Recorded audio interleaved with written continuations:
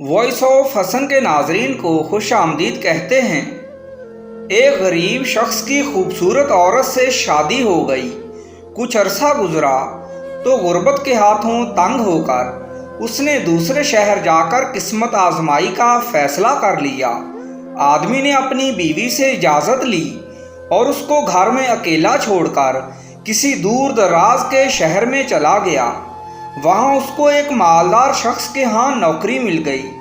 اس آدمی نے 20 سال تک اس مالدار شخص کی خدمت کی۔ 20 سال گزر گئے۔ پھر ایک دن اس آدمی کو اپنی بیوی کا خیال آیا تو اس نے گھر جانے کا ارادہ کر لیا۔ اس نے اپنے مالک سے واپس گھر جانے کی اجازت مانگی۔ مالک نے اس کو 20 سال کی خدمت کے بدلے بہت سے مال مویشی دے کر رخصت کر دیا۔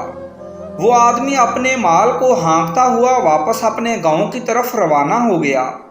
راستے میں رات پڑ گئی تو اسے جنگل میں ایک کٹیا نظر آئی۔ وہ آدمی کٹیا کے اندر گیا تو اس کو ایک درویش ملا۔ درویش نے اس آدمی کو رات اپنے پاس رکنے کی اجازت دے دی۔ اس آدمی نے درویش سے کہا، بابا جی مجھے کوئی نصیحت کرو جو زندگی میں میرے کام آئے۔ درویش نے کہا کہ ایک نصیحت کے بدلے ایک اونٹ لوں گا۔ وہ آدمی مان گیا۔ درویش نے کہا کہ رات کو جب آسمان پر ستارے ایک لائن میں نظر آئیں تو اپنا بندوبست کر لینا، اس سے اگلے دن سیلاب آ جائے گا۔ آدمی نے کہا، یہ نصیحت میرے کام کی نہیں، کچھ اور نصیحت کریں۔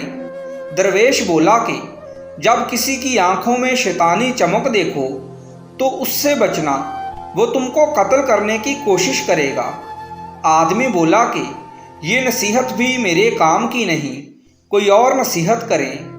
درویش نے تیسرے اونٹ کے بدلے تیسری نصیحت کی اور کہا کہ زندگی میں جب بھی غصہ آئے برداشت کر لینا اور کسی کا قتل نہ کرنا ورنہ پچھتاؤ گے۔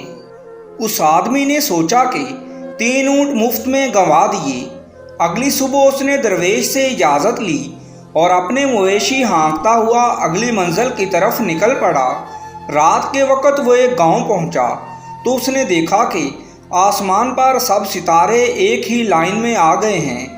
آدمی کو درویش کی نصیحت یاد آ گئی تو اس نے فوراً گاؤں والوں سے کہا، اپنا بندوبست کر لیں، سیلاب آنے والا ہے، اور اپنا مال مویشی لے کر قریب پہاڑ پر چلا گیا۔ لوگوں نے اس کی بات کو مذاق سمجھا اور توجہ نہ دی۔ اگلی صبح اس آدمی نے دیکھا کہ سیلاب کا ریلا آیا اور سارا گاؤں پانی میں ڈوب گیا ہے۔ اس نے اللہ کا شکر ادا کیا اور پانی اترنے کے بعد اگلی منزل کی جانب چل پڑا۔ اگلی رات وہ پھر ایک شخص کے ہاں رات گزارنے کو رکا۔ اس شخص نے آدمی کی خوب خدمت کی، لیکن آدمی کو اس کی آنکھوں میں عجیب سی شیطانی چمک نظر آئی۔ اس کو پھر درویش کی نصیحت یاد آ گئی۔ پریشانی میں اسے نیند نہیں آ رہی تھی۔ اس نے اٹھ کر اپنا بستر ایسے سیدھا کر کے بچھا دیا جیسے اس کے اندر وہ سو رہا ہو، لیکن خود کمرے میں چھپ گیا۔ آدھی رات کے بعد اس کا میزبان کمرے میں آیا۔ اس کے ہاتھ میں خنجر تھا۔ کمرے میں آتے ہی اس نے خنجر بستر پر مارنے شروع کر دیے۔ آدمی نے پیچھے سے آ کر اپنے میزبان کو قابو کر لیا۔ وہ اس کو قتل کر کے مال مویشی پر قبضہ کرنا چاہتا تھا۔ صبح آدمی نے اپنے میزبان کو پولیس کے حوالے کر دیا اور مال مویشی لے کر آگے روانہ ہو گیا۔ چلتے چلتے وہ آدمی رات کے وقت اپنے گاؤں پہنچ گیا۔ جیسے ہی وہ اپنے گھر میں داخل ہوا، کیا دیکھتا ہے کہ اس کی بیوی ایک نوجوان آدمی کے ساتھ بستر پر سوئی ہوئی ہے۔ اس آدمی کو بہت دکھ ہوا۔ اس نے خنجر لیا اور اپنی بیوی کو قتل کرنے لگا تو اس کو درویش کی تیسری نصیحت یاد آ گئی کہ جتنا بھی غصہ آئے کسی کو قتل نہ کرنا ورنہ پچھتاؤ گے۔ اس نے سوچا کہ درویش کی پہلی دونوں نصیحتیں بھی کام آ گئی تھیں، چلو تیسری پر بھی عمل کر کے دیکھتا ہوں، شاید اس میں بھی کوئی بھلائی ہو۔ وہ آدمی اپنے مویشی لے کر گاؤں سے باہر چلا گیا اور سوچا کہ صبح گاؤں کے لوگوں کو اپنا مسئلہ اور سفر کا احوال بتائے گا، پھر اپنی بیوی کا فیصلہ کرے گا۔ اگلی صبح جب وہ آدمی اپنے گاؤں والوں سے ملا تو ان کو اپنے گزرے 20 سال اور سفر کا سارا احوال بتایا، اور یہ بھی بتایا کہ اس کی بیوی ایک نوجوان کے ساتھ ایک بستر پر سوئی ہوئی تھی۔ لوگوں نے بتایا کہ جب تم 20 سال پہلے اپنی بیوی کو چھوڑ کر روزی کمانے کے لیے چلے گئے تھے تو تمہاری بیوی حاملہ تھی۔ پھر تمہارے جانے کے بعد تمہارا بیٹا پیدا ہوا جو اب 20 سال کا نوجوان لڑکا بن گیا ہے۔